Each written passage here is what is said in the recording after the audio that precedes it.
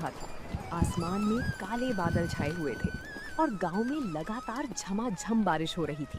चारों तरफ हरियाली थी, लेकिन शंकर के दिल में उदासी छाई हुई थी। शंकर अपने गांव में अपनी पत्नी राधा के साथ रहता था। उसका गांव में एक छोटा सा खेत था, जहां उसने इस बार कड़ी मेहनत से आलू की खेती की थी। आलू की पैदावार तो बहुत अच्छी हुई थी, लेकिन मुसीबत ये थी कि इस बार गांव के लगभग हर किसान ने अपने खेत में आलू ही उगाया था। आलू की इतनी ज्यादा पैदावार होने के कारण मंडी में आलू के दाम जमीन पर आ गिरे थे। राधा, इस बारिश ने मौसम तो सुहाना कर दिया, लेकिन हमारे नसीब में जैसे सूखा डाल दिया है। इतनी मेहनत से आलू उगाए, सोचा था इस बार अच्छा मुनाफा होगा। आप इतना परेशान क्यों होते हैं? हर साल एक जैसा थोड़ी होता है। इस बार फसल अच्छी हुई है तो आज नहीं तो कल बिक ही जाएगी। अरे राधा, तुम समझ नहीं रही हो। मंडी का हाल देखा है तुमने? इस बार गांव के हर दूसरे घर ने आलू ही बोया था। मंडी में आलू का ढेर लगा है। व्यापारी आधे से भी कम दाम लगा रहे हैं। जितनी लागत लगाई थी उसका आधा भी वापस नहीं मिल रहा। तो फिर क्या सोचा है आपने? क्या कौड़ियों के भाव बेच देंगे अपनी मेहनत? नहीं राधा, मैं इस घाटे में अपने आलू कभी नहीं बेचूंगा।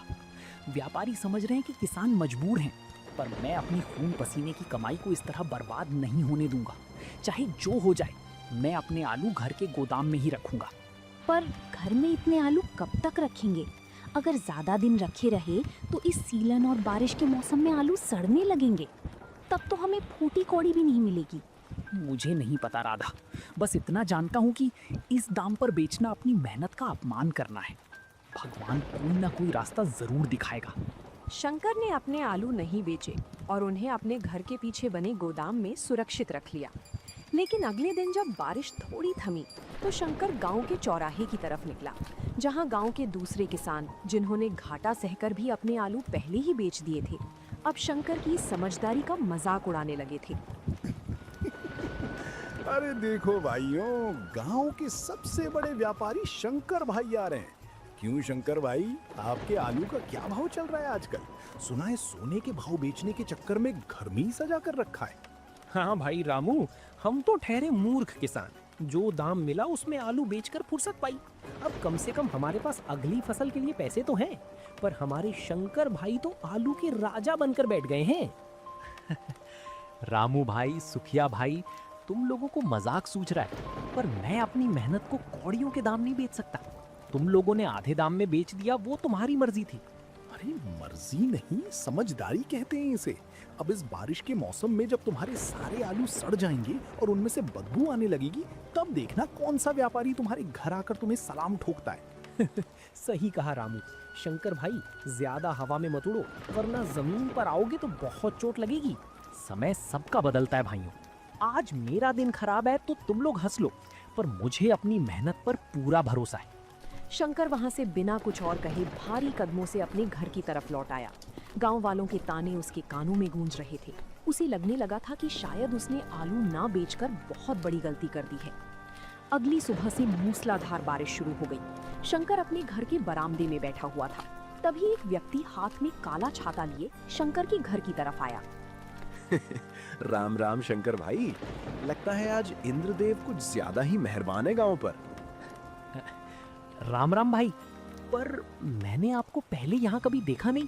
आप कौन हैं और इस तेज बारिश में यहाँ मुझसे मिलने कैसे आना हुआ?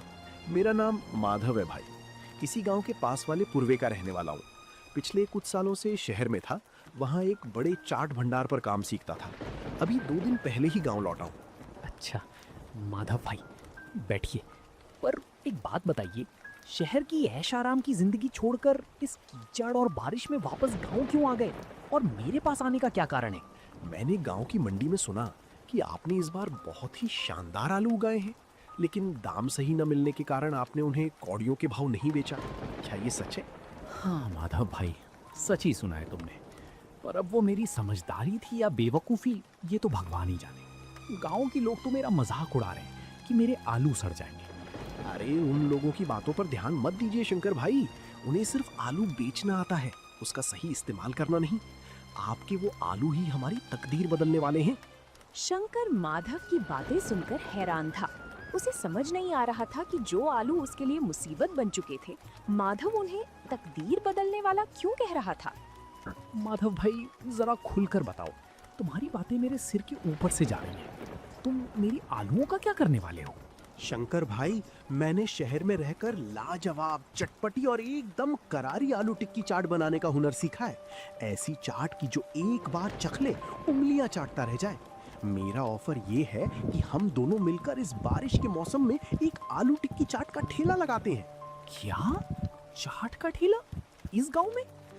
माधव भाई, गांव के लोग 4 पैसे बचाकर घर में सूखी रोटी खा लेंगे, पर ठेले पर चाट खाने कौन आएगा?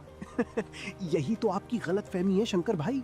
इस सावन के महीने में जब रिमझिम बारिश हो रही हो तो किसका मन नहीं करता कि कुछ गर्मा गर्म और चटपटा खाया जाए। शहर में लोग इस मौसम में चाट की दुकानों पर टूट पड़ते हैं। पर इसमें हमारा सौदा कैसे तय होगा? मेरे पास तो सिर्फ आलू हैं, ठेले की बाकी सामान के लिए तो पैसे ही नहीं है। बस मुझे आपके वही आलू चाहिए। आलू आपके होंगे और बाकी सारा सामान जैसे मसाले, चटनी, तेल और ठेले का इंतजाम वो सब मैं करूंगा। मेहनत हम दोनों की होगी और जो भी मुनाफा होगा उसे हम आधा आधा बांट लेंगे। बोलो भाई, मंजूर है? तभी राधा भी उनके पास आई और बोली, मुझे तो भाई साहब की बात में दम लगता है। वैसे भी आलू गोदाम में रखे रखे सड़ ही रहे हैं, कम से कम इस बहाने कुछ नया रास्ता तो खुलेगा। तुम ठीक कह रही हो भाई, मुझे तुम्हारा ये ऑफर मंजूर है। कल से ही हम इस काम की शुरुआत करते हैं। माधव का ऑफर स्वीकार करने के बाद शंकर के चेहरे पर कई दिनों बाद एक नई उम्मीद की चमक दिखाई दे रही थी। अगले ही पल दोनों काम में जुट गए। शंकर ने अपने गोदाम से सबसे बेहतरीन बड़े और ठोस आलू छांट कर निकाले। दूसरी तरफ माधव ने अपने पास जमा पैसों से एक पुराना ठेला किराए पर लिया और उसे साफ करके चमका दिया। अगले दिन की सुबह दोनों शंकर की घर की आंगन में खड़े होकर पहले दिन की तैयारी कर रहे थे। माधव भाई, आलू तो मैंने एकदम बढ़िया वाले उबाल दिए हैं, पर सच बताऊं अभी भी मन में थोड़ा डर लग रहा है। हमारे गांव में आज तक किसी ने चाट का ठेला नहीं लगाया। शंकर भाई, डर को तो आप भूल ही जाइए। जब इस कूटते हुए भुने जीरे, सोंठ और पुदीने की खुशबू इस ठंडी हवा में घुलेगी ना, तो लोग अपने आप खिंचे चले आएंगे। असली खेल तो इन मसालों और चटनियों का ही है। माधव भाई, मैंने आपके कहे मुताबिक पुदीने और हरी मिर्च की तीखी चटनी और साथ में इमली की खट्टी मीठी चटनी तैयार कर दी है। अरे वाह भाभी जी, आपके हाथों में तो सचमुच जादू है। चटनी का तीखापन और खट्टा मीठा स्वाद एकदम वैसा ही है जैसा शहर के बड़े बड़े चाट भंडारों में होता है। चलो, चटनी का इंतजाम तो हो गया, अब इन आलूओं का क्या करना है माधव भाई? अब इन उबले आलूओं को छील कर अच्छे से मैश करके इनमें थोड़े गुप्त मसाले और थोड़ा सा अरारोट मिलाकर हम टिक्की के गोले बनाएंगे। इसके बाद चलेंगे सीधा गांव के चौराहे पर, जहां लोग इस बारिश के मौसम में कुछ गर्मा गर्म ढूंढ रहे होंगे। दोपहर होते होते बारिश की फुहारें और तेज हो गईं। मौसम एकदम ठंडा हो चुका था। शंकर और माधव ने ठेले पर बड़ा सा लोहे का तवा चढ़ाया, चटनियों के मटके रखे, पत्तलों का ढेर लगाया और ठेले को लेकर गांव की उसी मुख्य चौराहे की तरफ चल पड़े जहां अमूमन गांव वाले इकट्ठा होते थे। जैसे ही उन्होंने चौराहे की बड़े पेड़ के नीचे अपना ठेला खड़ा किया, वहां मौजूद लोगों की नजरें उन पर टिक गईं। अरे सुखिया, जरा अपनी आंखें मलो और देखो, ये हमारे शंकर भाई क्या कर रहे हैं? आलू नहीं बिके तो क्या आप गांव के बीचों बीच तवा लेकर बैठ गए? राम राम शंकर भाई, ये क्या नया नाटक शुरू किया है? और ये साथ में कौन है तुम्हारे? शहर से कोई नया जोड़ीदार ढूंढ लाए क्या? राम राम भाइयों, ये माधव है, पास के ही पूर्वे का। और हम कोई नाटक नहीं कर रहे, बल्कि अपनी मेहनत के आलूओं से बनी गर्मा गर्म आलू टिक्की चाट का ठेला लगा रहे हैं। चाट का ठेला? अरे शंकर, तुम्हारा दिमाग तो ठीक है। गांव के लोग 2 रुपए की चाय पीने में 10 बार सोचते हैं, वो तुम्हारी ये शहर वाली चाट खाने के लिए पैसे खर्च करेंगे। रामू भाई, दाम की चिंता आप मत कीजिए, बस एक बार इस तवे से उठती खुशबू को महसूस कीजिए।